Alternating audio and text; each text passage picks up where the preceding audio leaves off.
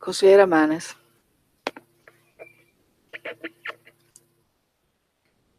In data 8 marzo 2018, all'altezza della rotatoria tra la strada provinciale 65 e la tangenziale nord-ovest, nella mega vasca di espansione realizzata lungo il fiume Zero e i canali consortili Rusteghina e Buratti, c'è stata segnalata dai cittadini un'anomala colorazione delle acque.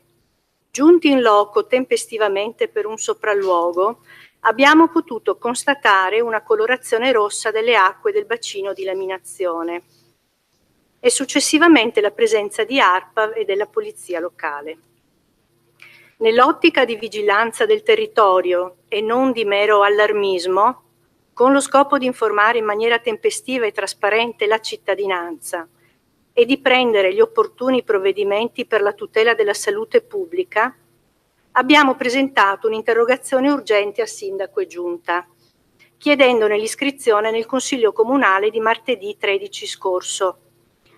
Chiedevamo, nello specifico, di essere relazionati sulla natura del fenomeno, le cause che l'avevano determinato, la sua estensione, il risultato dei prelievi dell'ARPAV, le eventuali responsabilità ed infine l'eventuale impatto sull'ambiente e la salute pubblica nel breve e nel lungo termine. Volevamo che fossero date informazioni e risposte ai cittadini alle domande contenute nel nostro atto ispettivo, in modo trasparente e democratico, nella sede a ciò deputata, il Consiglio Comunale, nel rispetto delle prerogative del Consiglio e dei diritti dei consiglieri, non certo sui giornali, come è accaduto.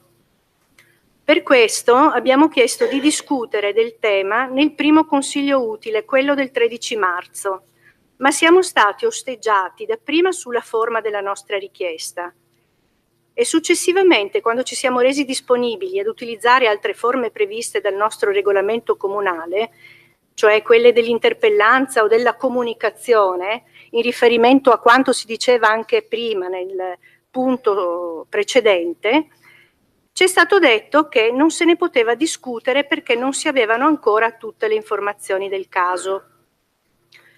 Questa considerazione però non ha impedito una frettolosa dichiarazione del sindaco e dell'assessore ai giornali a seguito del deposito della nostra interrogazione per chiudere l'incidente in cui si fa riferimento ad un fantomatico esperimento dell'Università di Padova, escludendo il pericolo di inquinamento.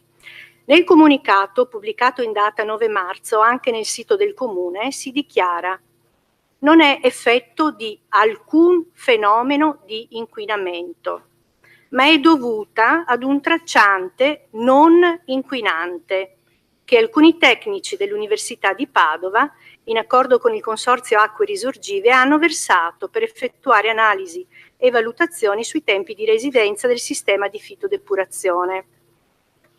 Abbiamo chiesto perciò, noi del Movimento 5 Stelle, ai sensi del regolamento, una conferenza dei capigruppo all'inizio dell'ultimo Consiglio Comunale, per metterli a conoscenza delle nostre legittime istanze non accolte. Nella circostanza abbiamo raccolto posizioni nettamente distinte all'interno della maggioranza rispetto a quelle opposteci dalla Presidente del Consiglio.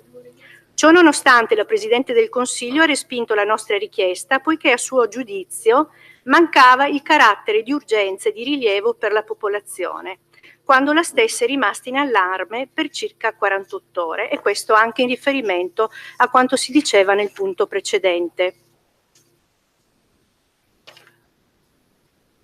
Salutiamo con positività perciò la successiva decisione della maggioranza di confrontarsi pubblicamente questa sera attraverso la relazione dell'assessore all'ambiente, anche se conforme che sviliscono le prerogative dei consiglieri comunali. Ringraziamo l'assessore per questa sua relazione perché era dovuta alla cittadinanza e i consiglieri comunali che hanno appoggiato il nostro diritto ad un sindacato ispettivo. Da una parte ci veniva detto attraverso i giornali che la situazione era chiarita, dall'altra che non si avevano ancora gli elementi per poter rispondere all'interrogazione in Consiglio Comunale. Tuttavia il fenomeno, a nostro avviso, resta tutto ancora da chiarire, nel metodo, tutto l'aspetto della comunicazione e la mancanza di trasparenza. 2. La mancata trasparenza e chiusura al confronto istituzionale. 3. Il comunicato del Comune in assenza di risultato definitivo delle analisi compiute. 4. Il difetto di comunicazione tra Comune, ARPAV, Università di Padova e Consorzio Acque Risorgive. 5. Mancanza di risposte da parte dell'Università sulla sostanza utilizzata. E poi, per finire, il cosiddetto tracciante non inquinante. Partendo dal difetto di comunicazione, la presenza dell'acqua rossa, dovuto a quanto si apprende da un esperimento di cui non si conosce ancora il protocollo, ha generato un allarme della popolazione durato circa 48 ore. Nel nostro territorio comunale, cioè, sarebbe stato condotto un esperimento senza che la nostra amministrazione ne fosse a conoscenza. E questo è molto grave a nostro giudizio, anche perché tuttora ignoriamo, e pure ARPAV, da noi interpellata a riguardo, ignora le finalità di questo test e della sostanza utilizzata. Le responsabilità di questo difetto di comunicazione non sono state chiarite e ad ogni modo l'amministrazione avrebbe dovuto informare e segnalare opportunamente in loco l'attività che si stava svolgendo. Si sono mobilitate, a seguito di questo allarme, ARPAV e Polizia Locale, distraendo risorse ad altre importanti attività sul territorio con dei costi per la cittadinanza. Nel merito, le analisi iniziate l'8 marzo sono terminate solo il 16 marzo, cioè venerdì scorso.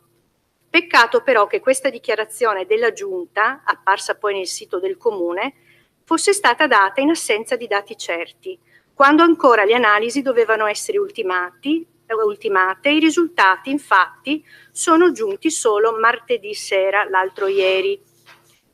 Si riporta nel rapporto di ARPAV che il test di tossicità effettuato con Vibrio fischeri non evidenzia effetto tossico nel campione analizzato.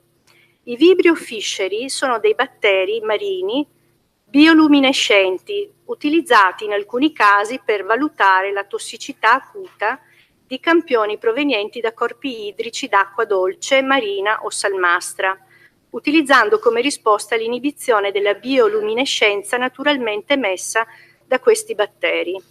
In prima battuta, dal rapporto ARPAV non risulta nulla di preoccupante. Il dubbio è che se il metodo usato per valutare la tossicità acuta del campione proveniente dal corpo idrico d'acqua dolce non sia stato oggetto di interferenza col campione prelevato colorato. Le interferenze sul risultato di questo tipo di test possono essere infatti sostanze volatili o scarsamente solubili in acqua, campioni colorati o torbidi per l'appunto, elevata umidità relativa dell'ambiente, presenza di cloro attivo, valori di pH al di fuori del range 6-9 e infine valori di salinità inferiori al 20% o superiori al 50%. Mi spiego.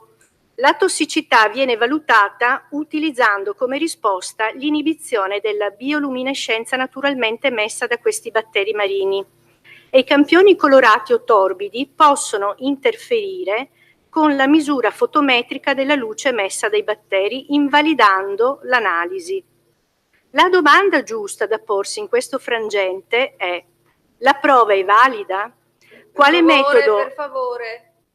metodo accorgimento è stato usato per ovviare l'interferenza con la colorazione rossa accertata? Questo non è chiarito nel rapporto ARPAV, o meglio non viene specificato. Per sicurezza sarebbe stato utile fare almeno un altro campione con acqua non colorata per comparare le analisi, verifica di solito che si fa. Mentre si riporta nel rapporto un unico campione, quello di acqua colorata. Ma la cosa più strana è che i gestori dell'area hanno usato un colorante per le loro prove interne senza avere nel protocollo di studio un documento con le caratteristiche chimico-fisiche della sostanza adottata. E meno male che gli enti preposti sono l'Università di Padova e il Consorzio delle Acque Risorgive. Si chiedono pertanto urgenti chiarimenti sulle questioni citate.